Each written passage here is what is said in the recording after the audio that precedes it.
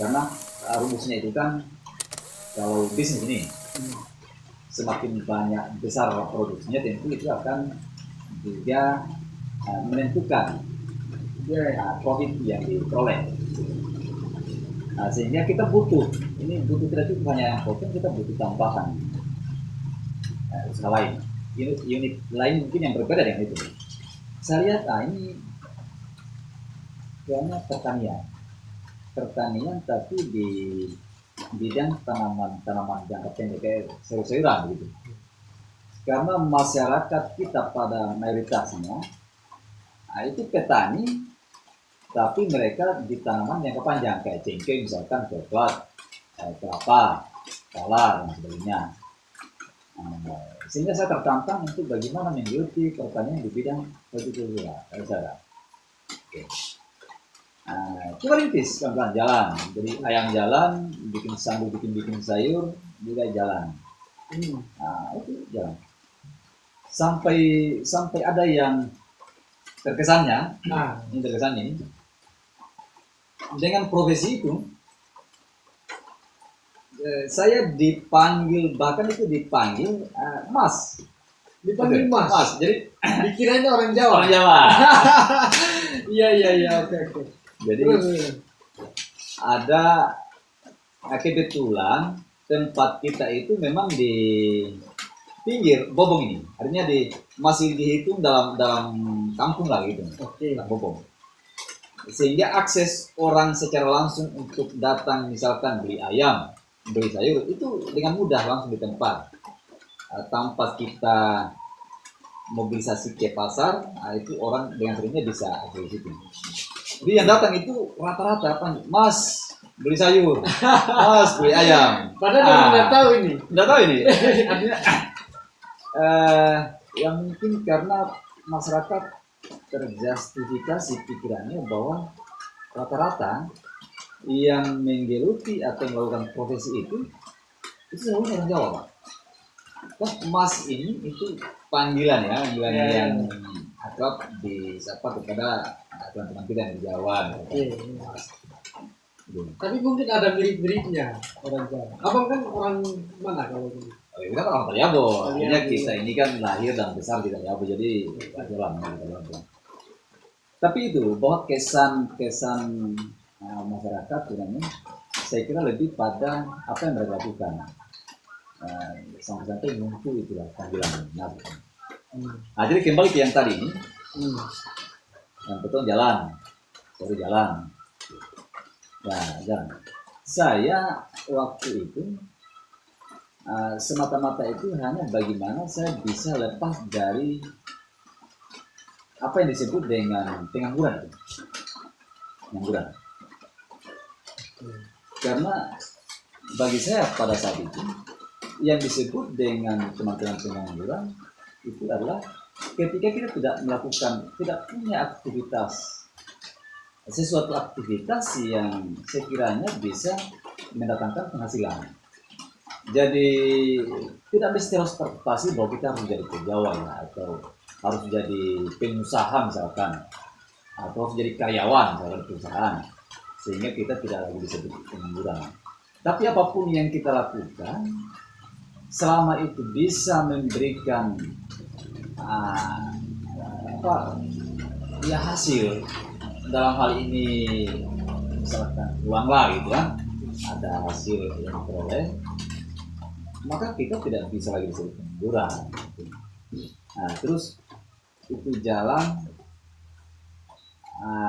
kita kan ini dari bagaimana juga waktu kuliah itu ya kita ikut di organisasi, belajar banyak hal di organisasi ya. Sehingga sebenarnya organisasi ini yang kalau saya temukan, kita diajarkan itu untuk kita tidak hanya berpikir untuk pribadi kita, tapi kita juga sekaligus dituntut untuk bagaimana bisa berbuat dan bergunalah untuk orang lain. Maka ketika saya coba komparasikan dengan usaha atau aktivitas saya pada saat itu, muncul tantangan itu bahwa ini tidak bisa loh hanya saya pribadi. Saya bagaimana bisa melibatkan diri untuk paling tidak memberikan juga ikut berkontribusi dan dalam hal memberikan manfaat kepada yang lain. Nah, caranya ya kita coba akomodir. Jadi ada teman-teman ada teman-teman yang pada saat itu belum punya aktivitas apa-apa, kita ajak. Ini ada peluang nih, walaupun penghasilannya misalkan tidak seberapa, tapi paling tidak kalau kita bisa kerja sama-sama garap ini, ya adalah penghasilan kecil yang diperoleh. Nah, jadi ada beberapa orang sampai waktu itu ada 11 orang yang kita coba akomodir dalam usaha tadi, mulai dari air peternakan, kemudian terkembang sayur itu. Ya, seolah kayak perusahaan kecil-kecilan begitu. Iya. Nah, Dan aku menciptakan pekerjaan di situ. betul. Iya, hebat ya. Nah, terus saya coba singkatkan ya. Jadi ada yang tanya saat itu, ada yang sempat tanya saya, kenapa, apa yang menjadi motivasinya saudara melakukan ini? Kenapa sebagian, mungkin ini saya anggap waktu itu teman ini melihat fakta bahwa sebagian besar teman-teman kita pada saat itu mengambil jalan yang berbeda, misalkan yang saya berbeda gitu. Banyak teman-teman kita yang berasanya yang pengen baik atau pengusaha atau karyawan paling tidak lah gitu. Nah, saya memilih jalan yang berbeda lah gitu. Nah, kita siap di ruang-ruang yang panas, terbuka, pekerjaannya berat, bahkan ya pakaian dinas kita kotor misalkan, karena pakaian kita memang kotor. Saya bilang ini adalah bagaimana saya coba berpikir untuk menempatkan diri saya juga bisa berkontribusi ke daerah ini ya dengan ruang yang berbeda dengan teman. Oke. Pegawai itu betul berkontribusi ke daerah bahkan ke negara dengan tanggung jawabnya sebagai peran masyarakat misalkan. Saya juga bisa melakukan itu tanpa berada di wilayah sama dengan mereka. Artinya pesan yang ingin saya sampaikan pada saat itu bahwa sekalipun profesinya kita itu swasta kayak macam petani, tapi kita juga bisa berkontribusi untuk daerah ini. Contoh, pada saat itu kondisi di pasar itu, di pasar Bobong ya, di pasar Bobong ini, mayoritas bahkan di angka 80% sampai 85% sayur-sayur yang dijual di pasar Bobong ini itu didatangkan dari luar Taliabu. Dari luar Taliabu. Ada yang dari Luwu, Bangkai, Pau-Pau, bahkan hampir setiap kapal masuk dari daerah lain itu juga membawa barang-barang itu untuk dipasarkan di sini. Nah, di satu sisi kita Taliabu ini terkenal dengan potensi sumber daya alamnya yang luar biasa.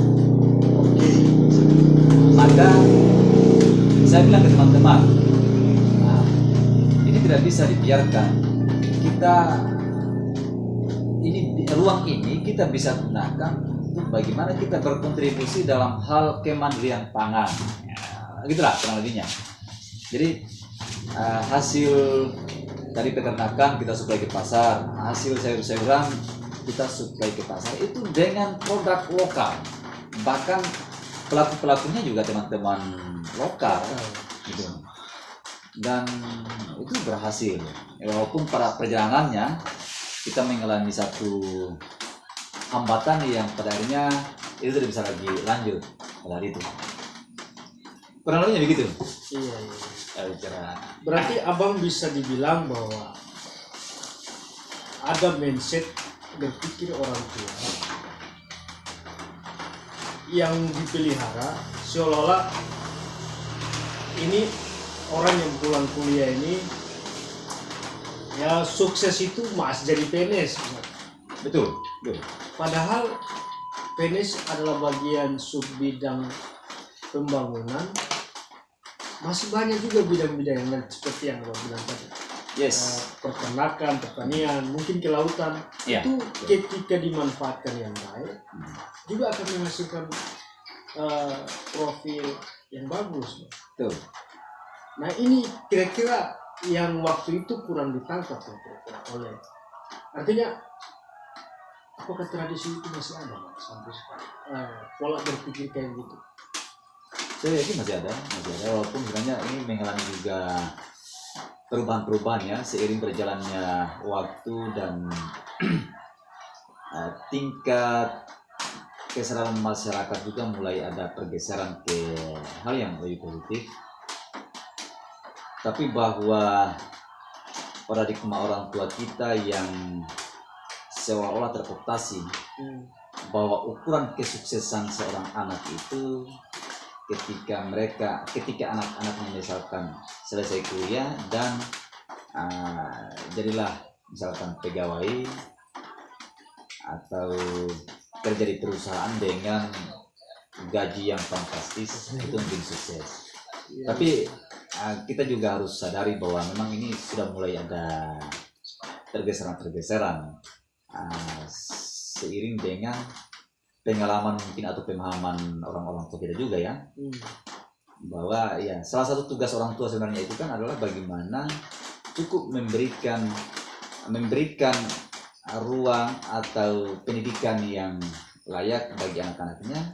Soal anak tersebut menentukan jalan hidupnya itu mestinya harus dikembalikan ke anak itu sendiri, karena dengan pendidikan yang mereka miliki tentu itu menjadi standar untuk mereka tahulah kira-kira kemana atau jalan hidup apa yang harus ditempuh. Menarik kawan-kawan, ini sedikit cerita singkat pengenalan kecil soal tentang ketua GPM. Sebenarnya kalau mau diceritakan nanti mungkin di podcast berikutnya ya. Tapi sedikitnya sudah ada gambaran tentang ketua GPM. Tapi sebentar dulu Bang, ini Abang datangkan GPM di sini itu kan sampai saya bertemu dengan banyak masyarakat. GPM selalunya diungkit sebagai ujung tombak pergerakan, gitu ya? Ya, ujung tombak pergerakan masyarakat yang selalu ada di garda terdepan membela masalah-masalah masyarakat. Nah, ini aku kasih gambaran dong soal tentang GPM di Kaliabu ini.